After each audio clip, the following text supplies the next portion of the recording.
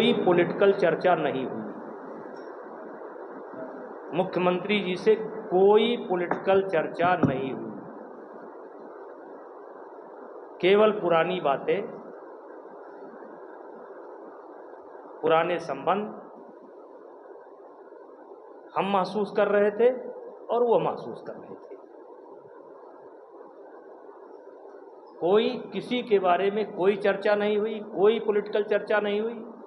ये बिल्कुल व्यक्तिगत और जैसे आप कह सकते हो कि परिवार के दो लोग काफ़ी दिनों बाद अपना अपना सिकवा, अपना अपना गम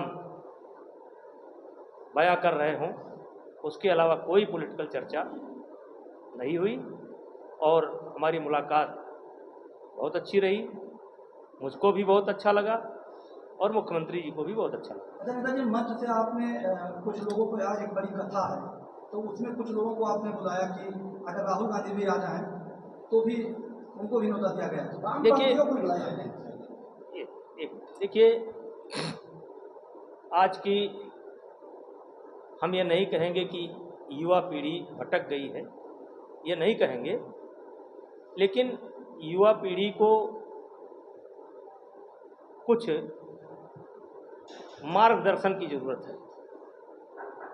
वो मार्गदर्शन कोई महापुरुष ही दे सकता है, कोई संत ही दे सकता है। और हमारी भारतीय परंपरा भी ये रही है कि कभी विश्वामित्र के रूप में, कभी वशिष्ठ के रूप में, कभी चाणक्य के रूप में, हमेशा मार्गदर्शक इस देश में रहे हैं और समय समय पर जो उन्होंने संभालने का काम किया। इधर मेरा संपर्क सद्गुरु रिद्धेश्वर महाराज से हुआ,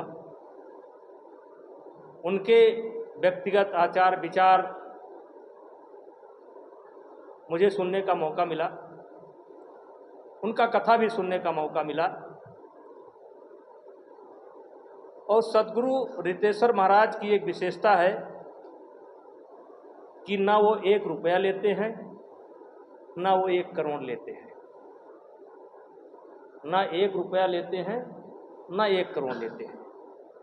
अब उनका काम कैसे चलता है भगवान जाने, उनकी एक व्यवस्था है, कैसे चलती है मैं नहीं समझ पाया, लेकिन वो कथा करते हैं तो थोड़ा कड़े शब्दों का इस्तेमाल समाज के लिए और राष्ट्र के लिए करते हैं। और हमने देखा कि उनका किसी के प्रति कोई झुकाव या दुराव भी नहीं है। तो मैंने ये महसूस किया कि इनकी कथा कम से कम हम कराएंगे, और जिसमें विशेष रूप से हमारे देवी पाटन मंडल के 4 जिले और अयोध्या और फैजाबाद, अयोध्या और बस्ती के यूथ 50,000 यूथ, हमारी इच्छा है कि 50,000 यूथ कम से कम रोज़ बैठ करके उस कथा को सुने, उसकी व्यवस्था हम कर रहे हैं। और पूरे राष्ट्र, क्योंकि इस कथा का नाम ही है कि छात्रोदय ही राष्ट्रोदय, यानी छात्र का उत्थान यानी राष्ट्र का उत्थान, और सनातन और राष्ट्र पर यह कथा है। और पूरे राष्ट्र के हर प्रांत का यहाँ पर एक्का दुइया हम नहीं कह सकते हैं, लेकिन मेरा प्रयास यह है कि जो भी सनातन को मानने वाले हैं वो पूरे राष्ट्र में कहीं भी हैं तो उनका प्रतिनिधित्व यहाँ पर होगा। उसी क्रम में आप लोगों के द्वारा राहुल जी हमेशा मनु स्मृति पर सवाल उठाते हैं, राम सेतु पर सवाल उठाते हैं, कोई तो राम पर ही सवाल उठाता है। तो उसी क्रम में मैंने कहा था कि मैं आमंत्रित करता हूं राहुल गांधी को, सुरक्षा और व्यवस्था, सम्मान उनको सब मिलेगा।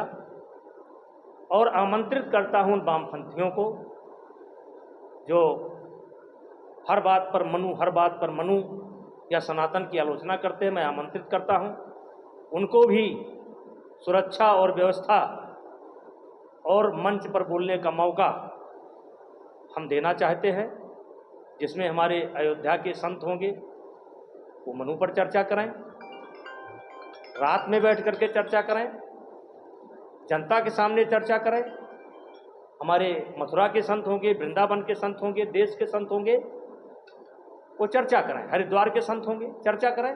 और मेरा विश्वास है कि जिस दिन ये हमारे संतों के साथ बैठ करके शास्त्रार्थ करेंगे, मनु के बारे में जानने की कोशिश करेंगे, मनु स्मृति को समझेंगे, तो उस दिन यहाँ से सनातनी होकर के जाएंगे। 6 दिन के अंदर मेरा दावा है कि ये मनु को गाली देना बंद कर देंगे। तो एक मेरा ये प्रयास है, और ये कोई राजनीतिक कार्यक्रम नहीं है, ये देश के युवा पीढ़ी के लिए और सनातन, क्योंकि एक बहुत बड़ी इस समय चल रही है। लगातार ऐसा लग रहा है कि देश में जो भी दुर्व्यवस्था है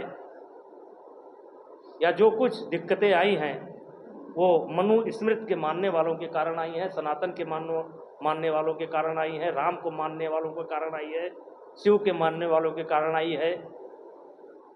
तो इसलिए ये अयोध्या है, ये बगल में नंदिनी नगर महाविद्यालय है, बहुत बड़ा प्रांगण है, कोई आवे, आप लोग रहेंगे, मंच पर चर्चा करो। और ज़्यादा अच्छा होगा कि बैठ करके कमरे में शास्त्रार्थ कर लो, जैसे पहले व्यवस्था होती थी। मैं व्यवस्था हमारी गोंडा की जनता, अयोध्या की जनता सुरक्षा और सेवा और मंच तीनों प्रदान करेगी। कोई झगड़ा नहीं होगा, मुझे उसमें कोई पुलिस बनाने की जरूरत नहीं है।